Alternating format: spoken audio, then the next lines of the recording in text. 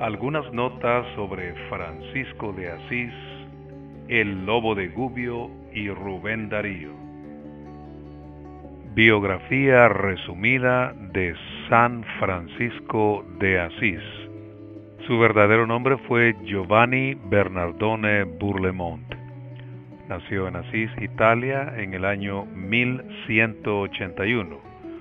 Sus padres fueron don Pietro Bernardone, rico comerciante de telas, y doña Pica Bourlemont, ama de casa. Desde niño acompañó a su padre a las ferias donde vendía telas. En su juventud fue soldado de los estados pontificios, hasta que desertó en 1205. Regresando a Asís, renunció a los bienes materiales y decidió seguir las enseñanzas de Jesús de Nazaret. A pesar de la oposición de su padre y de las burlas de la gente, empezó a predicar la fe católica, atender a los leprosos y pedir limosna para vivir y ayudar a los más pobres. Llegó a tener 11 discípulos principales y cientos de seguidores. En abril de 1209 logró una audiencia con el Papa Inocencio III y logró que aprobara su Hermandad de Pobres, orden de los franciscanos, y le diera sus primeras reglas. En 1211 fundó, junto a Clara de Asís, la Orden de las Clarisas. En 1219 viajó por Chipre y San Juan de Acre, predicando entre los soldados que participaban en la Quinta Cruzada. Luego pasó a Egipto, donde intentó convertir al sultán Al-Malik al-Kamil. Antes de regresar a Italia, también predicó en Siria. En 1223 pasó la Navidad en Umbria y logró representar el nacimiento de Jesús en un pesebre. En 1224, en Monte Alvernia, según la tradición, recibió estigmas considerados señales de la pasión de Cristo. Poco después, su salud se resquebrajó, falleciendo en Asís el 3 de octubre de 1226. Solo tenía 44 años de edad.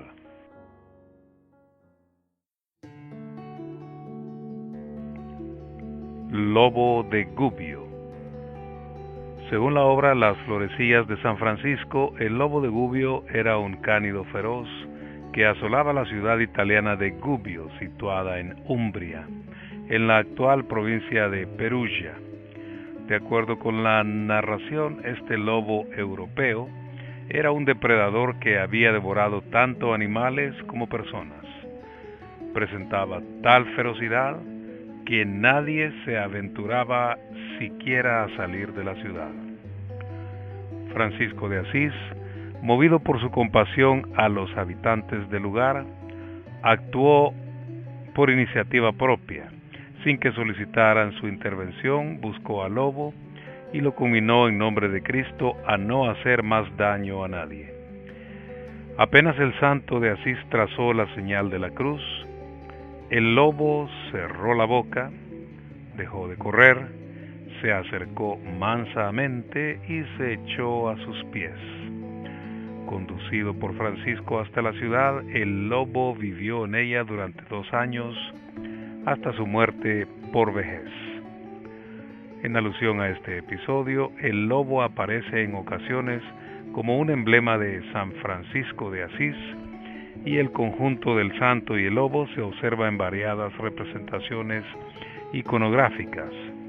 La riqueza simbólica del relato se refleja en la multiplicidad de análisis y reelaboraciones de que fue objeto.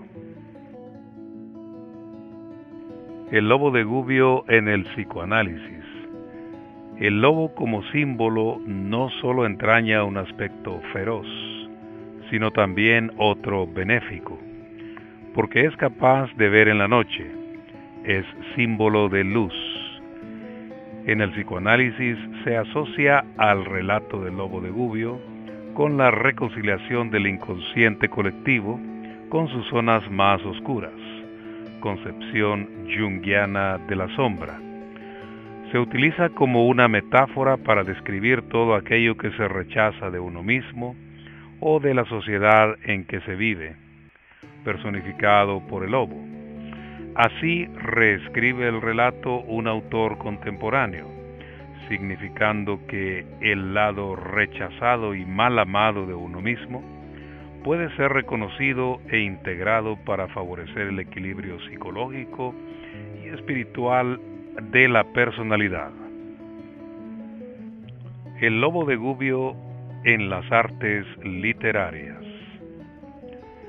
En la literatura, el relato inspiró la poesía de Rubén Darío titulada Los motivos del lobo. Este poema pertenece a la etapa de madurez literaria de Rubén Darío y fue publicado en el Mundial Magazine en 1913, 3 años antes de la muerte del autor. Por su carácter dramático y su estructura en 7 partes, este poema es considerado una de las composiciones que demandan del intérprete un elevado nivel técnico y capacidad histriónica. En la poesía, Rubén Darío se refiere al animal como el lobo de Gubbia. Se desconoce la razón precisa de la diferencia en el nombre de la localidad.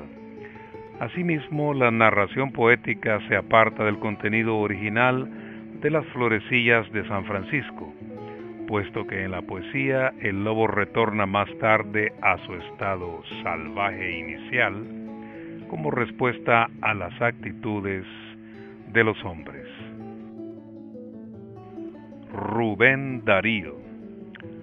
Félix Rubén García Sarmiento, conocido como Rubén Darío, nació en Metapa, hoy Ciudad Darío, Matagalpa, Nicaragua, el 18 de enero de 1867 y falleció en León, Nicaragua, el 6 de febrero de 1916.